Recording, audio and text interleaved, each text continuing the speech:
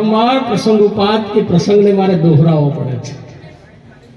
જયનાથ ન બોલે ને એટલે થોડુંક એ વાત યાદ આવે છે કે જ્યારે રામચંદ્ર પરમાત્માએ સમુદ્ર ઉપર સેતુ બાંધી અને જ્યારે સમુદ્ર પાર કરીને લંકાના કિનારે પોતાનું રામાદળ ઉતાર્યું, એ સમયે રાત્રિના સમયે રામાદળની છાવણીમાં છેલ્લી છાવણીમાં થોડું ઝઘડાએ રૂપ ધારણ કર્યું. રામચંદ્ર પરમાત્માએ કીધું કે આપણા રામાદળમાં કોઈ દાડો ઝઘડો હોય નહીં, લક્ષ્મણજી જાઓ તમે ત્યાં જઈને એ બાબત તમે સંભાળી લો. તો લક્ષ્મણજી, વિભીષણજી ને હનુમાનજી છેલ્લી છાવણી તરફ જાય છે અને ત્યાં જઈ અને રસ્તામાં વિભીષણજી લક્ષ્મણજીને કહે છે કે લક્ષ્મણ ભૈયા, આ લંકાના રાક્ષસો જે છે રાવણના, એ વાનરોનું રૂપ લઈ અને આપણા રામાદળમાં તો નથી આવી ગયા ને. લક્ષ્મણજી કે આયા હશી એમ જુદા કરી દે, નોખા કરી દે હોય એમ. વિભીષણ કે કઈ રીતે નોખા કરશો? કે આપણે રામચંદ્ર ભગવાનની જય બોલાવો, જે જય બોલાય રામાદળનો, અને ના બોલાય ને એ હિસાબ તમારે કરવાનો. એટલે આપણે એમાં જય બોલાવો અને જય બોલાય રામાદળનો, અને ના બોલાય એ હિસાબ તમારે કરવાનો. બોલો કૃષ્ણ કનૈયા. ધન્યવાદ. આખું રામાદળ છે હો ખરેખર. સદગુરુ વકીલ રામ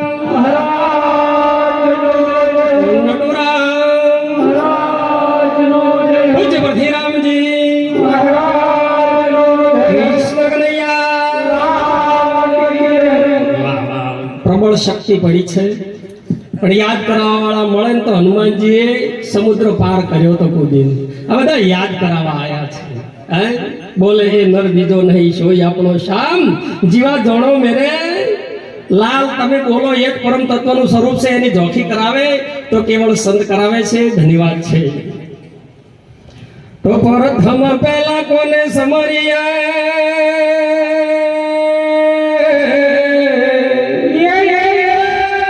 અને કોના લઈએ ના માત પિતા તો આપણા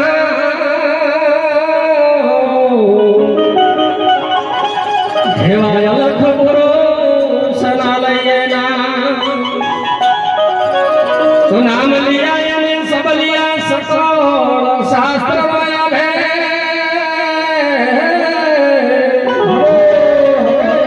બિના નામ નરકે ગયા તો બડ બડ ચાલે તો સબ જગા નિરંજન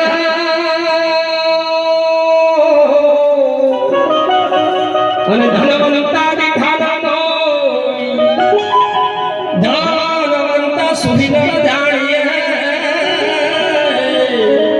જહરાવતા ધન હો તો સંત મિલય ન કરે કાળા જલજો ચરણ આઈશ શિલવાવે ગીર પડેલા પાપો કી ગો તોયા તન ધન તારા નથી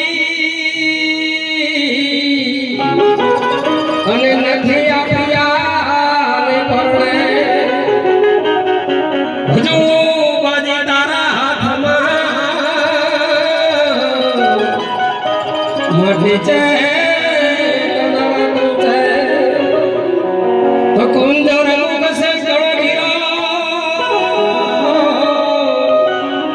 અને તાસો છૂટ્યો નહીં એ કડકડી લેકે ચલી પોષણ પરિવાર. સદગુરુ મહારાજ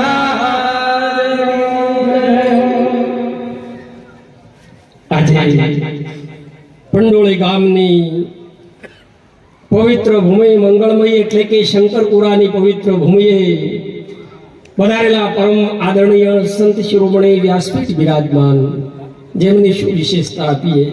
લખતા લંબા ઘણા પડતો ના આવે પાર, અર્જુન અક્ષર એકમાં સમય ગયો સબ સંસાર.